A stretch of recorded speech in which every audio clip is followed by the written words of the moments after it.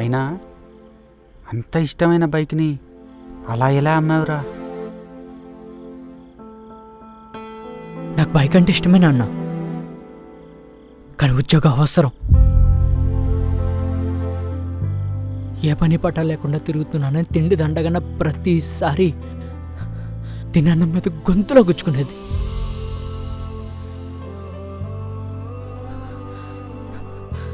సంపాదన లేని 3 ఏళ్ళు నరకం చూశాను నాన్న. అద్దంలో నా మొహం చూసుకుంటే నా మీద నాకే అసహ్యం వేసేది. మనసులో ఇంత బాధని పెట్టుకొని నాతో ఒక్క మాట కూడా చెప్పలేదేంట్రా? ఏమని చెప్పమంటా నాన్న?